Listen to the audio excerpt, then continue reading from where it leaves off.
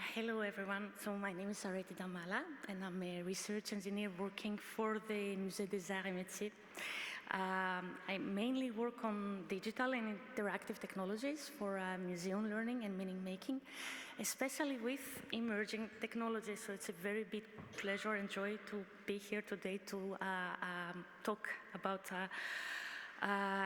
extended reality technologies from museum learning and meaning making. And this presentation will give me the opportunity to present an ongoing project with extended reality technologies. Just to have a look at the structure of the presentation. So I will first briefly introduce the museum and provide some context for the Lab in Virtuo project. I will talk about the Lab in Virtuo exhibition, and then we'll discuss a few thoughts about evaluating the impact of extended reality technologies for learning and meaning making. And I hope that through this lens, we'll be able to discuss as well the potential of extended reality and multisensoriality for museum learning. Now, a few words about the museum. So the Musée des Arts et Métiers are sometimes translated as Arts and Crafts Museum, which is not the correct term. It's actually the French National Museum of the History of Science and Technology. Its history is very closely linked with the story of the Conservatoire National des Arts et Métiers, which is a higher education institution that was established in 1794 after the French Revolution. So in this sense, our museum is also a university museum. There are 6,000 square meters dedicated to the permanent exhibition, approximately 250,000 visitors per year, and a collection of 80,000 objects, out of which around 3,000 are exposed. And I also wanted to present, if you want, the structure of the permanent exhibition. So we have 7 scientific domains: scientific instruments, materials, construction, communication, energy, mechanics, and transportation. And each domain features 4 periods. So there's one before 1750, 1750, 1850, 1850, 1950, and 1950 up till today.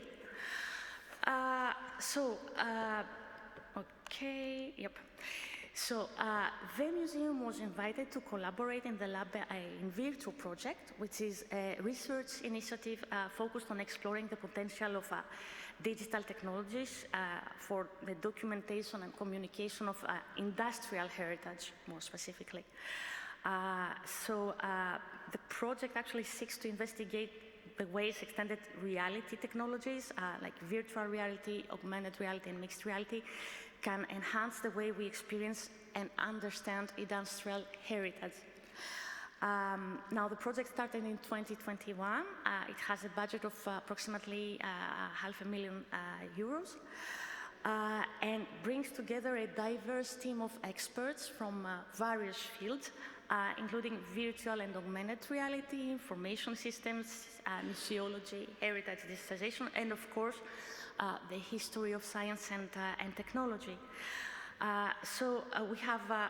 We had to begin with 5 case studies, one from the Musée des Arts et Métiers that we will see in more detail a bit later, one case study from the city of Brest, one from Belfort, and then there was another case in Nantes as well as Atacama in Chile. Now, just a few words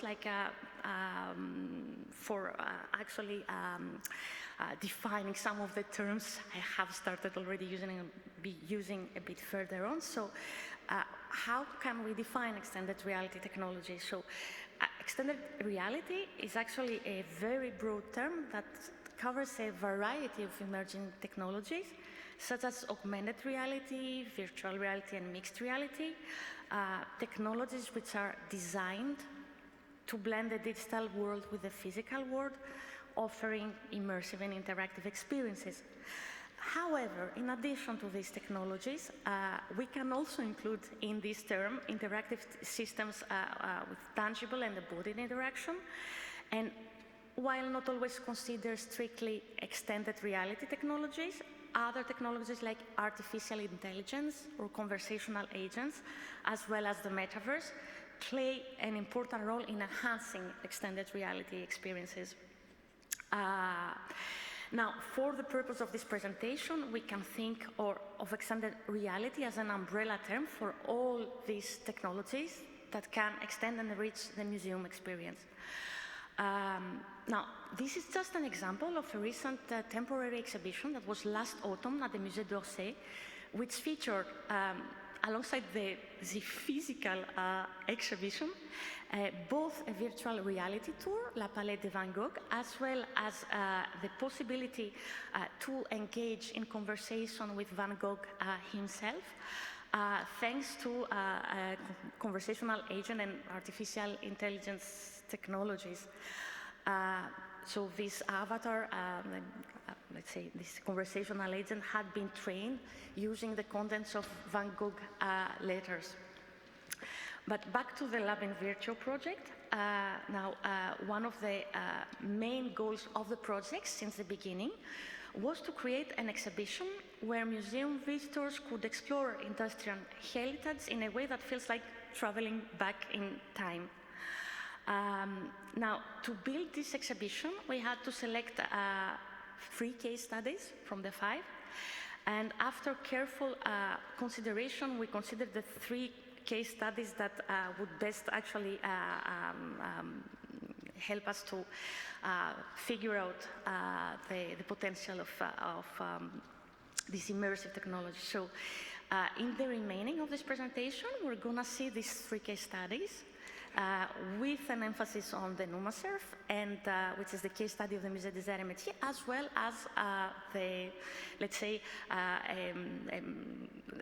a small presentation of the exhibition that is coming in February 2025.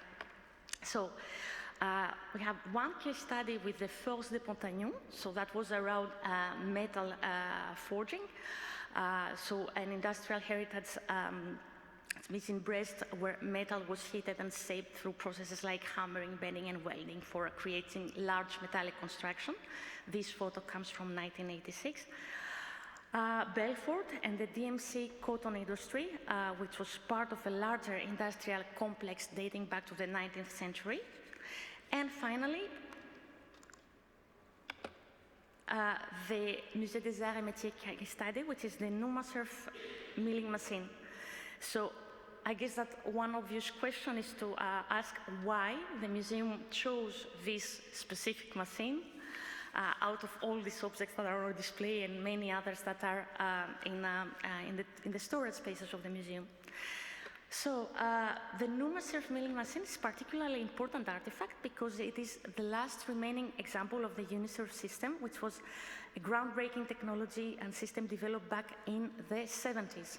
And what was that? Was the first system which was designed for the mathematical creation of car bodies and the production of a scale model, like car model in a 1-to-1 scale. So this makes the NumaSurf milling machine a pioneering machine of modern, let's say, computer, like ancestor of computer-aided design systems, which are now integral to industries ranging from automobile design to 3D printing at home. No? And actually, it's more than just a machine. In this case, it's the symbol of a technological evolution that has shaped modern production methods.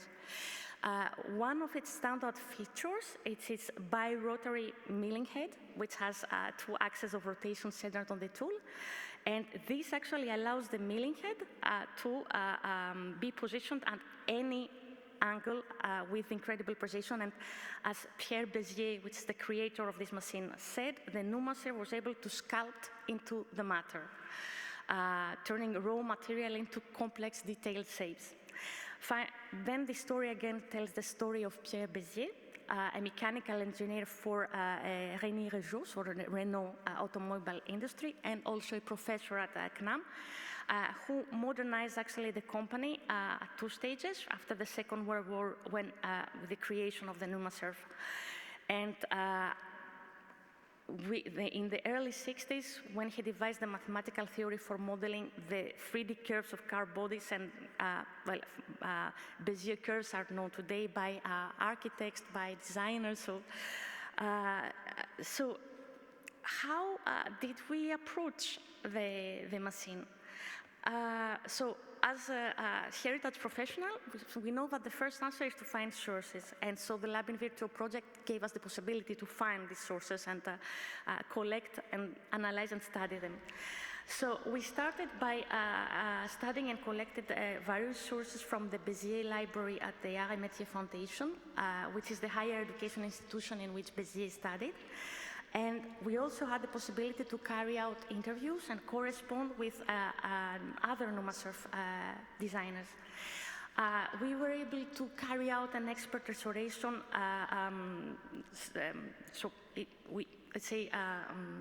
contracted to conservators who actually helped us to study the machine and to name the various components of it, as well as its servitudes and materials used. We were also able to locate, to find a few videos from Renault archives, and we were able to carry out interviews with the NUMASURF operators.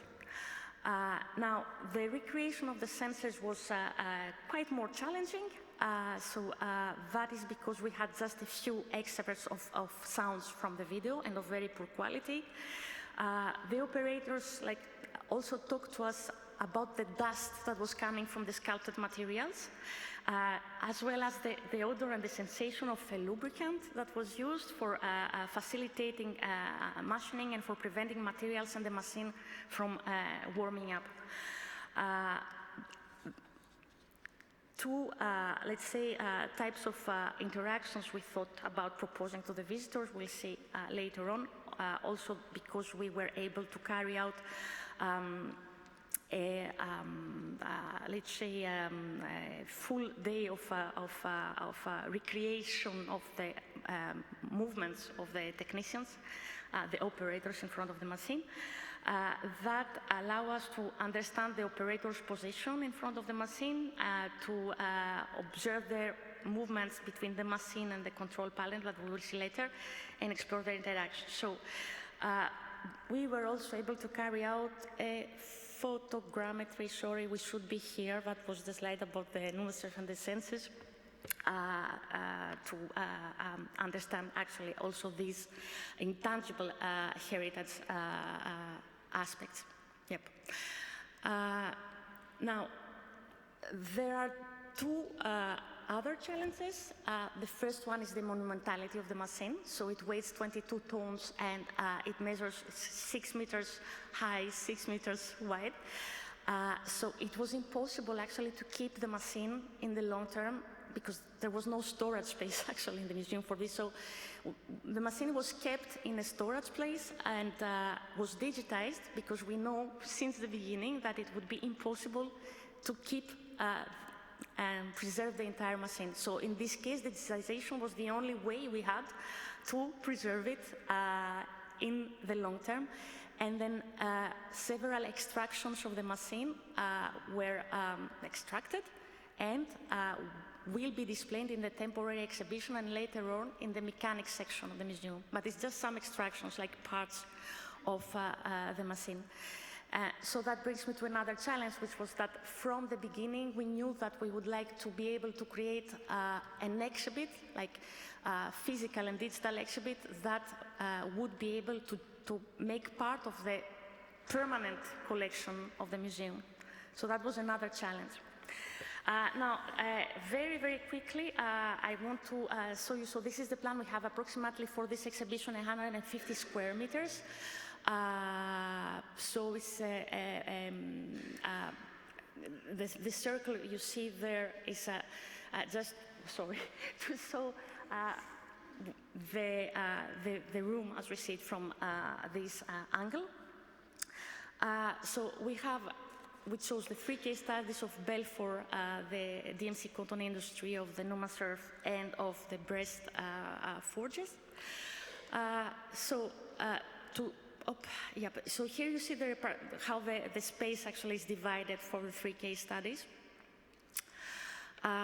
This is the place or space of the exhibition that will be dedicated to Belfort, where here we chose a tabletop application, you see, so in the form of a table with smart tangible objects that will be able to display on the table and change the display in a vertical screen. For the Forges of Pontagnou, we opted for a virtual reality experience with an HTC Vive virtual reality headset, so the visitors will be able to actually walk inside the forges and even interact with a conversational agent who will propose a guided visit and several demonstrations. And for the Numasurf, we've chosen an augmented reality experience. So what is this that we see there? Basically, it's a very plain and simple outline of the machine. That will have the real size of the machine, so approximately 6 meters high and 6 meters width as well.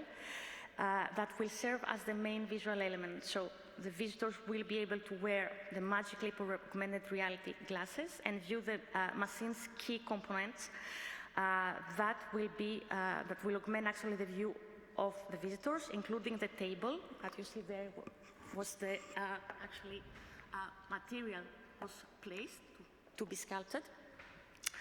Then you see here the milling head up there. There is also the terminal de command, so the commands terminal, and a hand wheel that was also used to fine-tune the position of the milling head. So the idea is actually to be able to propose to the visitors to perform 2 or 3 simple operations, guiding them step by step. So all these views and activities proposed are the result of a very complex digitization and content creation chain, which uses specific industrial heritage ontologies alongside content management systems. So I'm not going to enter in the detail, but it's just to show you what is the conception, or like the flow from the content creation process from the beginning to the end. So for example, when we have a conversational agent with which we are interacting, this conversational agent will go to look for the information we have stored in OMEKS. Okay. Now, when designing this experience, it's very important to consider the visitor profile. It's something we have been working on also since the beginning of the project. So who are we trying to engage with? What is the average visitor, if such a category exists? Personally, I doubt. Are we talking about university students, about solo visitors, individual visitors, group visitors, families? We saw before the setup of the virtual and the augmented reality experiences, and one of the reasons we chose as well an interactive tabletop is because in the actual setup we have the virtual reality experience, and the augmented reality experience cannot really be shared. It's not like the system that Livia showed us yesterday, where you have various visitors that you can visualize in the screen with virtual reality. So the tabletop application, the interactive, is probably going to be the only interactive which allow groups of visitors to experiment with this immersion, and the contents we are proposing. Then, just before closing, that we are actually also in the process of finalizing a protocol for the visitor study using mixed methods.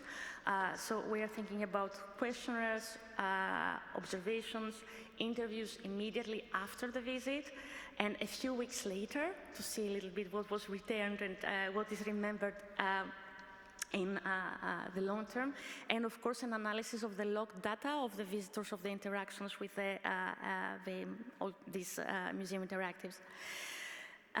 Finally, the creation of this exhibition and its complex digitization process is a result of collaboration among colleagues from various disciplines at the Musée des Arts et Métiers and the Research Consortium, and so I would like to take the opportunity to acknowledge this and emphasize that this is a collective effort, and in providing this unified experience,